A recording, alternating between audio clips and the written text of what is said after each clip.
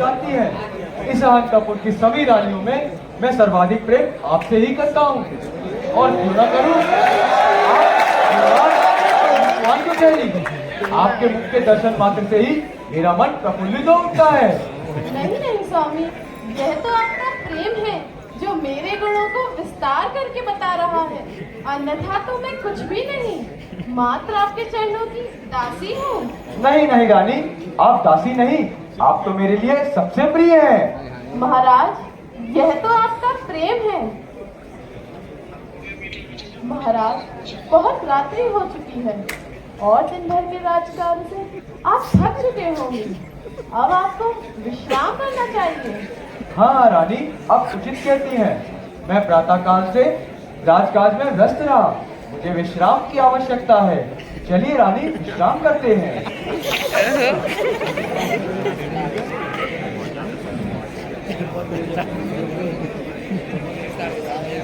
एक साथ सोएंगे।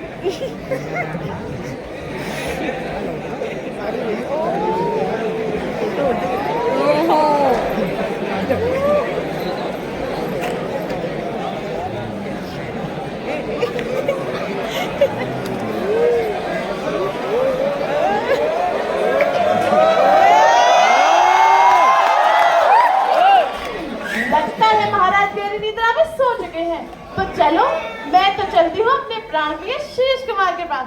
वह भी तो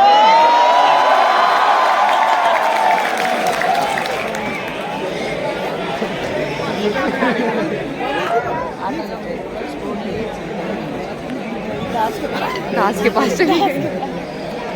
अरे यह मेरी प्राणों से प्रिय रानी इतनी आधी रात्रि में कहाँ जा रही हैं? चलिए कब पीछा करते हैं।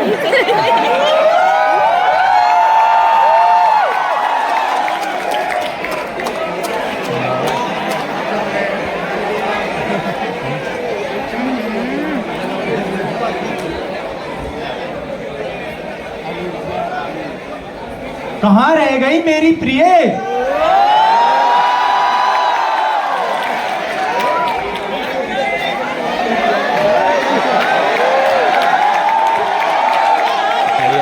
प्राण वल्लभे, तुम अभी तक कहाँ थी? एक समय तो मुझे लगा मेरे प्राण पखेरु उड़ जाएंगे। काफी सुरेश कुमार, ऐसा नहीं हो सकता। मैं तो तुम्हारे पास आने को कब से व्याकुल थी, परंतु आज थोड़ा समय लग गया। मैं क्षमा प्रार्थी हूँ। क्षमा की कोई बात नहीं। चलो बताओ, तुम्हारा दिन कैसा रहा? अरे प्रिय, मेरा तो हर दिन तुम्हारे बिना अधूरा है। लगता तुम्हारे बगैर। फिर तुमने महाराज से विवाह किया ही क्यों? महाराज से विवाह? महाराज से विवाह तो एकमात्र धन प्राप्ति का जरिया था। तुमने किया है। चलो प्रिय, चलते हैं।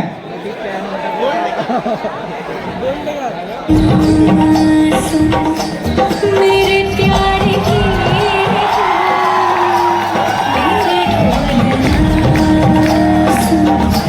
मेरी चाहते तो फिजा में जिंदा रहेगी होके फना।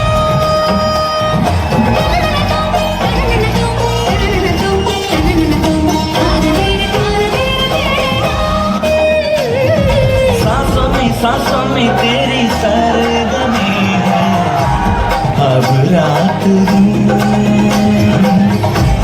जिंदगी मेरी तो कुछ ना, अब तेरे दिन। तेरी धड़कनों की सरगोशी मेरी धड़कनों में बजती है, मेरी जागती निगाहों में ख्वाहिश तेरी ही लगती है, मेरे ख्याल में हर पल तेरे ख्याल शामिल है। लम्हे जुदाइयों वाले मुश्किल बड़े ही मुश्किल है।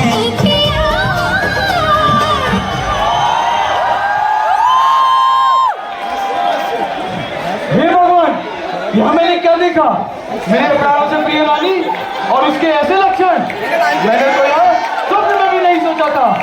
मैं अभी इसी से उनकी जीवन लीला समाप्त कर देता हूँ। नहीं नहीं, मैं यह नहीं कर सकता। मैंने इसी तलवार से युद्ध में कई शत्रुओं का विध्वंस किया है। क्या इन पापियों से इसी तलवार से क्या विध्वंस करना? नहीं, मैं यह नहीं करता। नहीं, उसने मैं मतलब अपने पूरी जीवन से बनाना। विरक्त हो गया हूँ। मुझे अभी राजमाता के पास जाना है। राजमाता, ये वो है सोनाली। माँ अनर्थ हो गया, माँ अनर्थ हो गया। क्या हुआ पुत्र? इतने विचलित क्यों दिखाई दे रहे हो? माँ, मुझे आपसे कुछ कहना है। बोलो पुत्र, क्या हुआ? माँ, कल रात्रि मैंने कुछ ऐसा देखा कि जिससे मैं अपने जीवन से विरक्त हो गया हूँ। रात्रि तुमने ऐसा क्या देखा? माँ, वह मेरी प्रिय रानी अमृता और वह तुच्छता दास सुयश कुमार। माँ, मैं आपको नहीं बता सकता कि मैंने क्या देखा। माँ, मुझे जैनेश्वरी दीक्षा ग्रहण करनी है। यह तुम क्या कह रहे हो? उच्च कुल की रानी होकर और ऐसे करते? यह तो सर्वदा निंदनीय है, परंतु इसके कारण जैन दीक्षा धारण करना यह भी तो उचित नहीं। नहीं माँ, मैं अपना निर्णय बना चुका हूँ। नहीं पुत्र, तुम्हारी समस्या का मेरे पास दूसरा उपाय है। कैसा उपाय माँ? शीघ्र ही बताइए। चलो मेरे साथ मेरे बाबा अघोरीपति के पास। उनके पास तुम्हारी हर समस्या। जैसी आपकी माँ आज्ञा माँ, चलते हैं।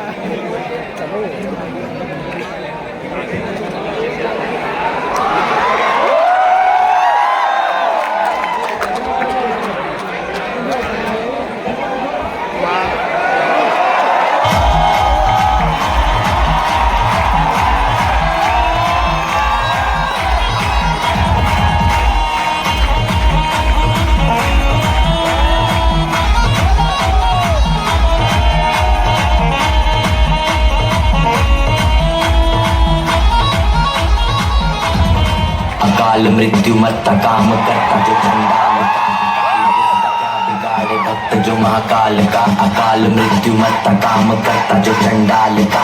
काल उसका क्या बिगाड़े भक्त जो महाकाल का। काल उसका क्या बिगाड़े भक्त जो महाकाल का।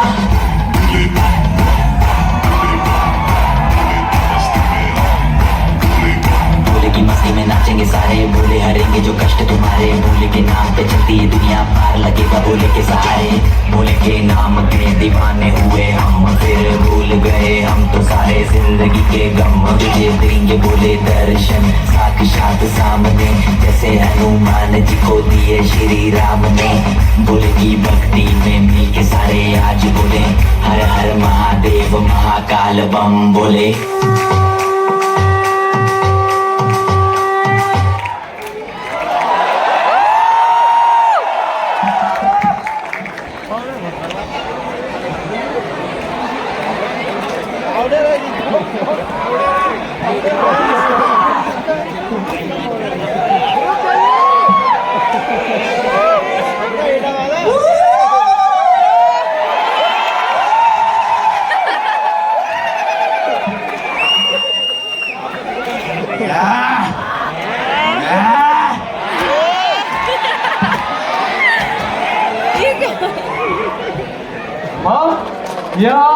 यह कौन है और आप मुझे कहाँ ले आई हैं? कौन हूँ मैं? कौन हूँ? मैं हूँ पशुपति, अघोराधिपति। जो करते हैं मेरी सेवा, क्षण में कर दूं उनके काम। मुर्दों में मैं प्राण फूंक दूं, अघोरी बाबा है मेरा नाम। बता पुत्री, तेरी क्या समस्या है? गुरुदेव, मेरा पुत्र अपनी पत्नी द्वारा दिए गए धोखे से व्याकुल है और जैन दीक्षा धारण करना चाहता है। इसे मार्ग दिखाइए। जैन दीक्षा? अरे जैन दीक्षा भी कोई लेने की चीज है? नग्न होकर दर भटकने में क्या रखा है? तेरी समस्या का समाधान ये है नहीं है बालक। तेरी समस्या का समाधान सिर्फ मेरे पास है, सिर्फ मेरे पास। एक काम कर पुत्री, एक पशु का इंतजाम कर और उसकी बलि मेरी अघोरा देवी को समर्पण कर दे। तेरी सारी समस्याओं का समाधान हो जाएगा। जी गुरुदेव, हम अवश्य ही ऐसा करेंगे। नहीं माँ, क्या कभी किसी को मुख प्राणी के प्राण लेने से क्या कभी किसी का भला हुआ है? मैं ऐसा निंदनीय कार्य नहीं कर सकता माँ। हे पुत्र, शांत हो जा। दिया। और मेरी बात ध्यान से सुन, किसी जीव का घात न सही, परंतु अचेतन जीव का घात करने में क्या समस्या? माँ, अचेतन जीव से आपका क्या तात्पर्य? तू एक काम कर, आटे का मुर्गा बनवा और उसकी बलि अघोरा देवी को दे दे, जिससे बलि प्रथा भी पूर्ण होगी और देवी भी प्रसन्न होंगी। माँ, अभी भी मेरा मन इस कार्य के लिए आज्ञा नहीं दे रहा है। महाराज, परंपरा के अनुसार हमारे घर में देवी की पूजा चली आ रही है और देवी तो सिर्फ बलि से प्रसन्न होती है, अतः बलि से की गई हिंसा दोष नहीं कहलाई जाती। नहीं मंत्री, मैं यह कार्य कदापि नहीं करूंगा। नहीं पुत्र, मैं कुछ नहीं सुनना चाहती, यह कार्य तुझे करना ही होगा। जैसी आपकी आज्ञा माँ। सैनिकों, सैनिकों, महाराज की जय हो, महाराज की जय हो। प्रणाम महाराज, प्रणाम राजमाता। सैनिकों, माँ की इच्छा अनुसार जाओ और एक आटे का मुर्गा बनवा कर लाओ। जैसी आज्ञा महाराज।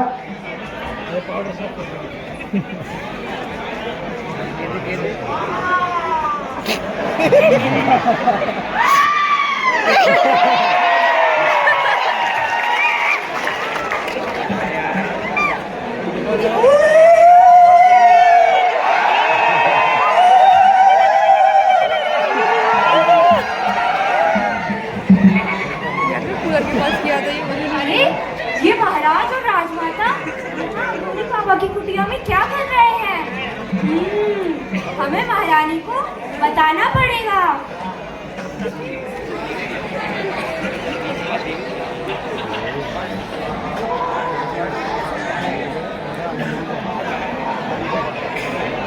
लीजिए महाराज, हम आपकी आज्ञा अनुसार आटे का मुर्गा बनवा लाए हैं।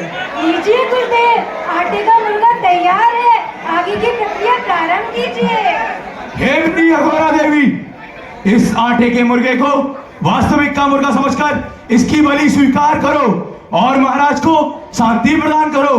रोम पट प्रपट स्वाहा, ओम बटाले भट अंड बंड प्रचंड। जिंदगी है झंड, फिर भी है घमंड। रोम भट ओम भीम बटाले स्वाहा। बच्चा, तेरी समस्याओं का समाधान अब हो जाएगा। अघोरी बाबा की, अघोरी बाबा की। कहाँ जैन दीक्षा लेने का निर्णय और कहाँ बलि जैसा कुकृत्य। अब बलि तो बलि है, चाहे आटे के मुर्गे की ही क्यों ना हो, कर्म तो उदय में आएगा ही।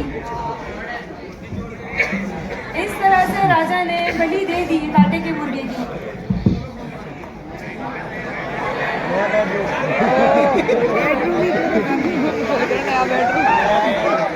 महारानी जी, गजब हो गया।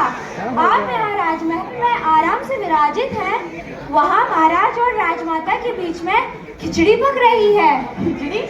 कैसी खिचड़ी? ऐसा क्या हो गया जो हमें नहीं पता? आज सवेरे मैंने महाराज और राजमाता को अघोरी बाबा की कुटिया में जाते देखा है। क्या? कहीं ऐसा तो नहीं कि महाराज ने हमें सुयश कुमार के साथ देख लिया हो? अगर ऐसा हुआ तो हमें जल्द ही कोई उपाय करना होगा। इससे पहले वह हमारा घात करे, हमें उन माँ बेटों का काम तमाम करना होगा। यह तो संकट का विषय है महारानी जी, अब हम क्या करेंगे?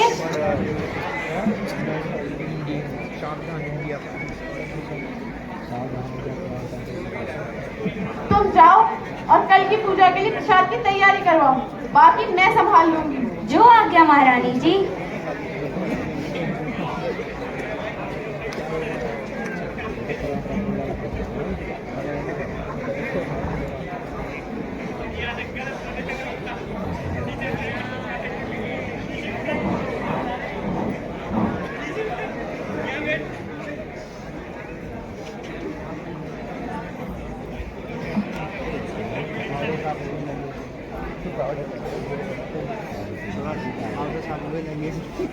प्रणाम महाराज, प्रणाम राजमाता।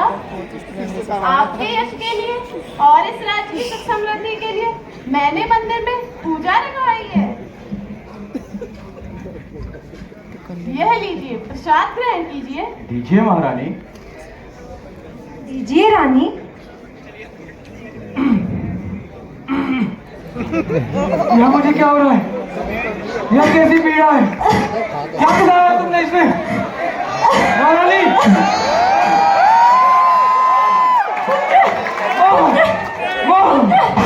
मेरे पुत्र को क्या हुआ? एक कुलक्षणी कुलघातनी!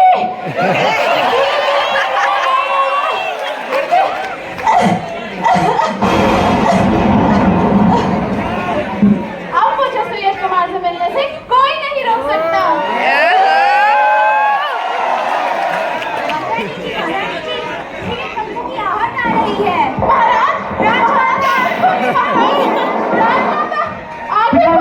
पिताजी, ये आपको क्या हो पिताजी?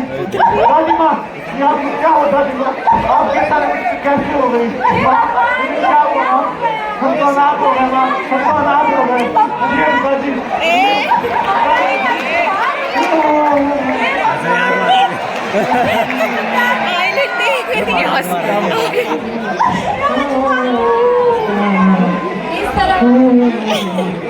इस तरह संकल्प पूर्वक हिंसा करने के फलस्वरूप मरण के पश्चात राजा यशोधर और राजमाता यशोमती त्रियंश गति में जन्म लेकर अनेकानेक दुख भोगने लगते हैं। कई भवों तक ऐसे दुखों को भोगते हुए वे दोनों उसी नगर में भैंसे और बकरे के रूप में जन्म लेते हैं।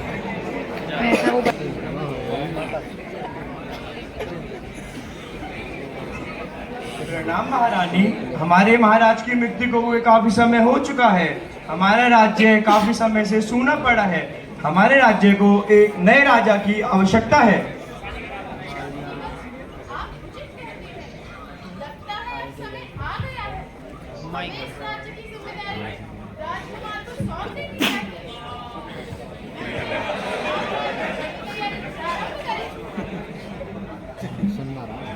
जैसी आपकी आज्ञा महारानी।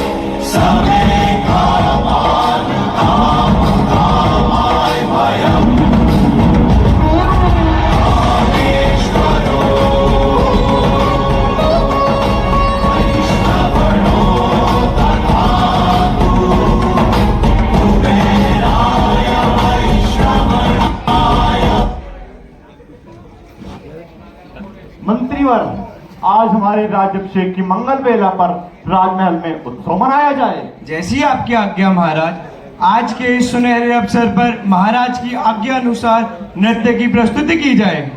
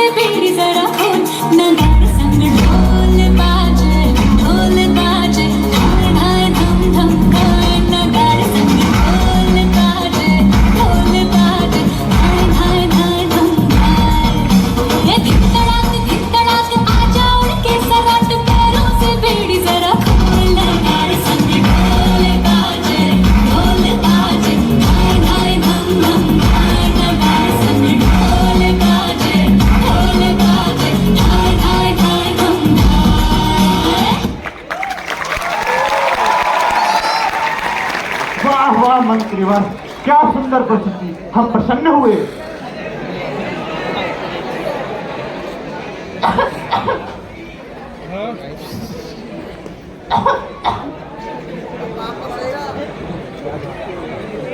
प्रणाम माता। यशस्वी भवा पुत्र, लगता है मेरी आयु पूर्ण हो गई है। मेरे सर्वत्र शरीर पे कोढ़ हो गया है और अब तो मेरा स्वास्थ्य भी ठीक नहीं रहता। लगता है मेरी मृत्यु होने ही वाली है। नहीं माँ, आप ऐसी व्यर्थ की बात क्यों कर रही हैं? अभी तो आपको अपने पौत्र पौत्रियों के साथ क्रीड़ाएं करनी है, तो आपके मुझे अनेकों कार्य करने हैं जिसमें मुझे आपके मार्गदर्शन की आवश्यकता होगी। कृपया आप ऐसी व्यर्थ की बातें ना करें। कृपया स्थान ग्रहण करें माँ।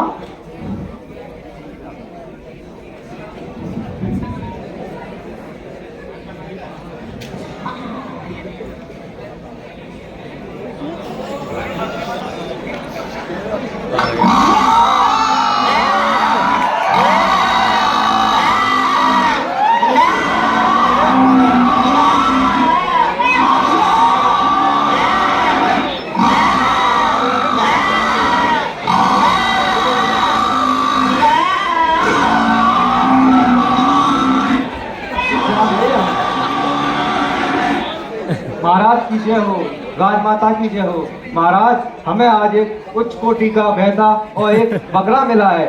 इनकी बलि से देवी माँ अत्यंत प्रसन्न होंगी और आपके पूर्वजों की आत्मा को शांति प्रदान करेंगी। उत्तम सिपाहियों, ये पशु काफी हष्ट पुष्ट नजर आते हैं, इनकी बलि हम अवश्य देंगे।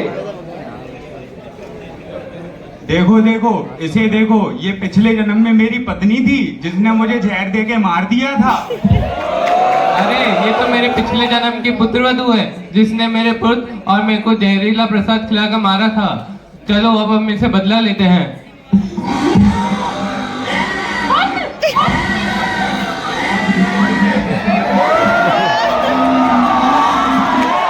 सिपाहियों, पकड़ो इन्हें,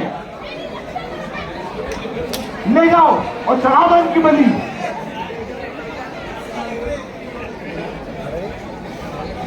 इस तरह से फिर से एक बार और भैंसे और बकरे की बलि चढ़ा दी जाती है। यह कैसी प्रथा है जहां मूक प्राणियों का घात करके अपने मृत पूर्वजों को प्रसन्न किया जाता है। धिक्कार है ऐसी प्रथा पर, धिक्कार है ऐसी प्रथा पर।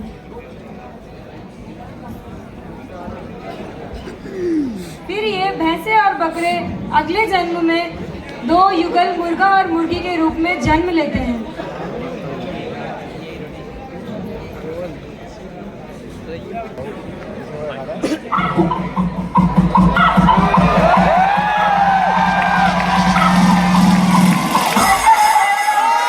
एक्सक्लूसिव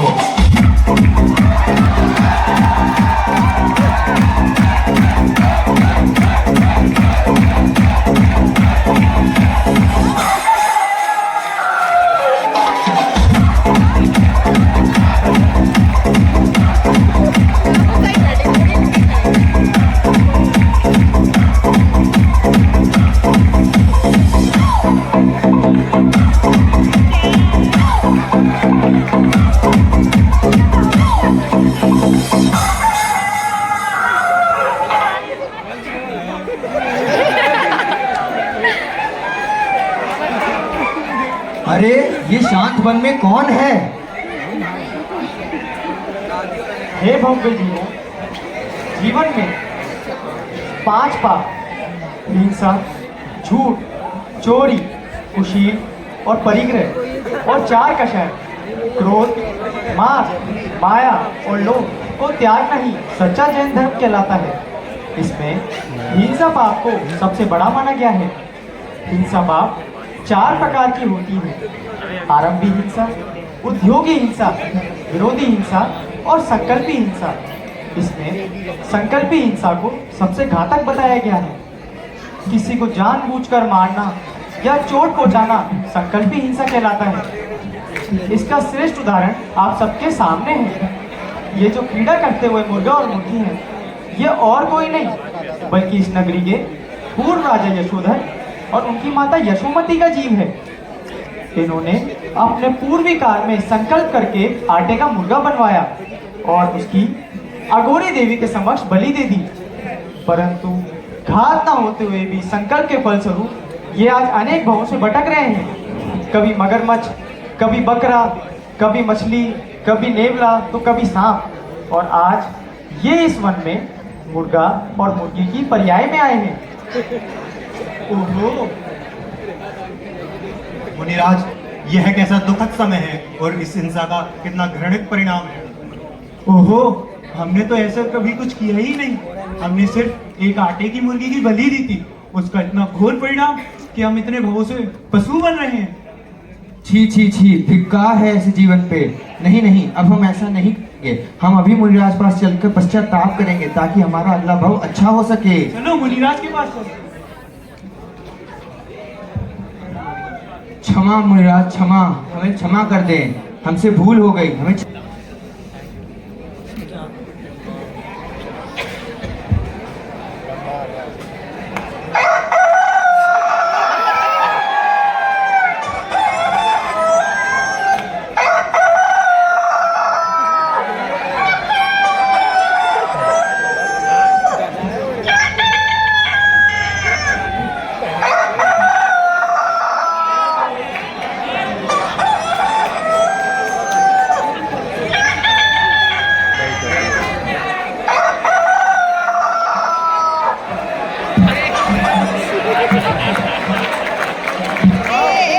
दोनों मर गए।